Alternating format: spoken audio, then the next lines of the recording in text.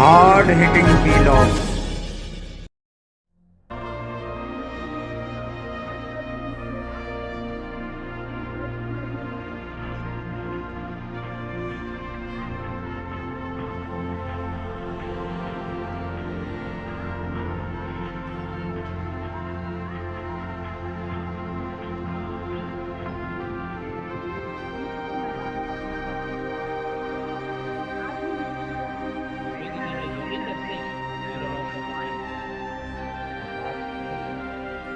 Hello viewers, भाई ये video जो आ रहा है आपके लिए ये थोड़ा सा 4-5 दिन अपने समय से लेट हो गया है। आज मैं ये वीडियो अपलोड कर रहा हूँ और आप वीडियो पूरा देखेंगे तो आपको ज़रूर वीडियो में कुछ जानकारी भी मिलेगी, कुछ नॉलेज भी आपके हाथ लगेगी और कुछ भी आपको जोश जज्बा कुछ आपका बुलंद होगा। तो वीडियो शुरू करने से पहले आप वो गाना सुन लें जो भाई पैट्रियोटिक सॉन्ग है, देशभक्ति का गाना है जो लता मंगेशकर जी ने गाया था और जिसको सुन करके हमारे पहले प्रधानमंत्री जवाहरलाल नेहरू की आंखों में भी आंसू आ गए थे। तो पहले उस गाने की लाइन सुन ले। ऐ मेरे वतन के लोगों जरा आँख में भर लो पानी, जो शहीद हुए हैं उनकी जरा याद करो कुर्बानी। है मेरे वतन के लोगों जरा आँख में भर लो पानी, जो शहीद हुए हैं उनकी जरा याद करो कुर्बानी। ये आपके 15 जनवरी को यानी आर्मी डे मनाया गया था और भारत के वीर सपूतों ने लोगोवाला जो राजस्थान में है वहाँ पर तिरंगा फहराया था और उस तिरंगे का वर्ल्ड रिकॉर्ड है, यानी कि it is the largest flag in all national flags of the world. दुनिया के जितने भी राष्ट्रीय फ्लैग्स हैं उन सब में सबसे बड़ा सबसे विशाल था और इस तिरंगे ने वर्ल्ड रिकॉर्ड बनाया। इसी के ऊपर मैं आपको बताऊंगा कि भाई आखिर ये इतना बड़ा तिरंगा कैसे और वर्ल्ड रिकॉर्ड ये कैसे बनाया इसने। लेकिन उससे पहले मैं आपको थोड़ा सा मैं जानकारी दे दूं कि आर्मी डे 15 जनवरी को क्यों मनाया जाता है। तो आर्मी डे 15 जनवरी को इसलिए मनाया जाता है कि इसी दिन 15 जनवरी को भारत के पहले इंडियन आर्मी चीफ बने थे, means first Indian army commander बने थे। उससे पहले ये पोस्ट अंग्रेजों के हाथ में थी। तो सर फ्रांसिस राय बुचर से पहली बार पदभार ग्रहण किया था हमारे के.एम. करियप्पा जी ने। के.एम. करियप्पा उसमें लेफ्टिनेंट जनरल थे और उन्होंने उनसे कार्यभार ग्रहण किया था और पहले इंडियन कमांडर थे वो इंडियन आर्मी के। इसीलिए इस दिन को आर्मी डे के तौर पर मनाया जाता है। जैसा कि आप जानते हैं कि भाई जनरल के.एम. करियप्पा को 1986 में जनवरी में ही उन्हें फील्ड मार्शल से नवाजा गया था, यानी कि वो सेकंड फील्ड मार्शल थे सैम मानेकशॉ के बाद। सैम बहादुर द ब्रेव को पहला फील्ड मार्शल मिला था 1973 में जनवरी के महीने में और दूसरे फील्ड मार्शल बने हमारे के.एम. करियप्पा जो पहले इंडियन आर्मी के इंडियन कमांडर थे। अब आते हैं नेवी की तरफ। तो नेवी डे मनाया जाता है 4 दिसंबर को। अब 4 दिसंबर का दिन क्यों चुना गया? 4 दिसंबर का दिन इसलिए चुना गया क्योंकि उस दिन यानी कि भारतीय नेवी के रणबांकुरों ने शूरवीरों ने कराची बंदरगाह को घेरा था और उस ऑपरेशन का नाम था ऑपरेशन ट्राइडेंट। ऑपरेशन ट्राइडेंट के तहत उन्होंने रात के 12, 1 बजे और 2 बजे तक ये ऑपरेशन पूरा किया था और कराची बंदरगाह को पूरी तरह बर्बाद कर दिया था। वहां पे भाई तेल डिपो थे आर्मी के, वहां पे आर्मी का एम्यूनिशन था जिसमें वो तबाह हो गया और सैकड़ों पाकिस्तानी सैनिक मारे गए थे और जिसमें 4 डिस्ट्रॉयर तबाह किए थे इंडियन नेवी ने पाकिस्तान के, जिसमें पीएनएस खैबर भी शामिल था।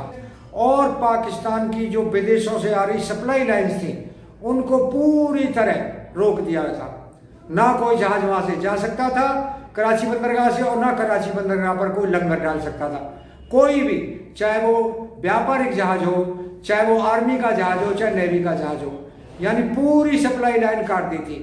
तो इसी उपलक्ष्य में मनाया जाता है नेवी डे।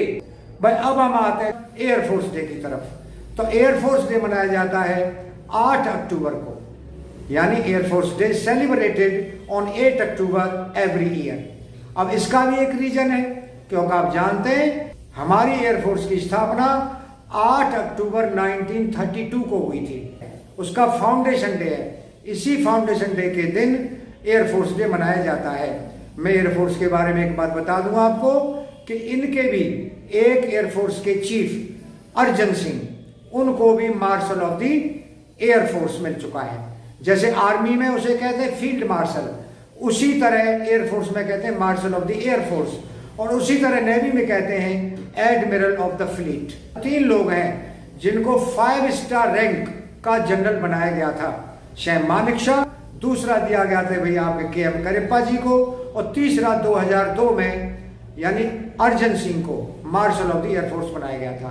तो ये मैंने आपको दोस्तों जानकारी दी। तिरंगे के बारे में भी बताऊंगा मैं। तो तिरंगा फहराया गया था लोगोवाल पोस्ट पर। आपने बॉर्डर फिल्म देखी होगी जिसमें सन्नी देओल ने मेजर कुलदीप सिंह का रोल प्ले किया था। हकीकत में वहां जो रोल प्ले कर रहे थे असल में उस बैटल ऑफ लोंगोवाला में, उनका नाम भी था कुलदीप सिंह चांदपुरी। एक सिख थे, वो सिख रेजिमेंट के।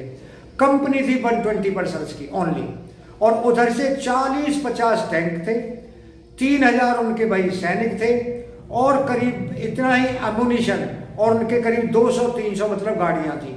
उन गाड़ियों में मतलब उन्होंने रात के अंधेरे में, जैसा कि आप जानते हैं पाकिस्तान को वैसे सुना होगा, कितना बुज़दिलाना, कितना कायराना हरकत करते उन्होंने उस टाइम पे हमला किया था रात के अंधेरे में। लेकिन 120 जवानों ने मेजर कुलदीप सिंह चांदपुरी के नेतृत्व में उनको इस तरह तबाह किया कि उनको पूरी तरह बर्बाद कर दिया। उसके बाद मॉर्निंग जब हुई तो हमारे जो हवाई जहाज थे, हंटर एयरक्राफ्ट फाइटर, उन्होंने उन पर फिर हमला किया सुबह के टाइम पर। पुलिस, आपने इंटरव्यू सुना होगा विंग कमांडर का, अगर सुन लेगा आप कभी नहीं सुना हो तो, वो कहते थे कि हमें पाकिस्तानी टैंक बिल्कुल इस तरह दिखाई दे रहे थे जैसे एक बाज को, यानी चूजे दिखाई देते हैं जमीन पर। और इसी 1971 के वार में भाई हमारे 4 रणबांकुरों को हाईएस्ट गैलेंट्री अवार्ड परमवीर चक्र प्राप्त हुआ था, जिनमें थे मेजर होशियार सिंह दहिया, दूसरे थे अरुण क्षेत्रपाल। अरुण क्षेत्रपाल को भाई मिला था परमवीर चक्र। अल्बर्ट एक्का को, यानी वेस्टर्न फ्रंट पे नहीं, ईस्टर्न फ्रंट पे जो बांग्लादेश है, वो ईस्ट पाकिस्तान था, वहां मिला था अल्बर्ट एक्का को बैटल ऑफ हिली। और अरुण क्षेत्रपाल और मेजर दहिया को ये मिला था बैटल ऑफ बसंतर, जो सकटगढ़ सेक्टर में पाकिस्तान में पड़ता है। उस समय अरुण क्षेत्रपाल जो एक टैंक के कमांडर थे, जब उन्होंने कहा कि भाई टैंक बर्बाद हो गया, तो उन्होंने अपने कमांडिंग ऑफिसर को, जो सुपीरियर कमांडर था, सूचना दी उनको कि भाई इस तरह मेरा टैंक बर्बाद हो गया है। तो उनके कमांडर ने उन्हें आदेश दिया कि भाई वो टैंक को छोड़ दे और वहां से वापस लौट आए। लेकिन क्या कहा था अरुण क्षेत्रपाल ने? These were the last words of the second lieutenant Arun Khetarpal, sir I will not abandon my tank. My main gun is still working and I will get these bastards. ये उनके अंतिम शब्द थे, और उन्होंने अपनी वहां पर कुर्बानी दी और भारत का भाई सर फक्र से ऊंचा किया।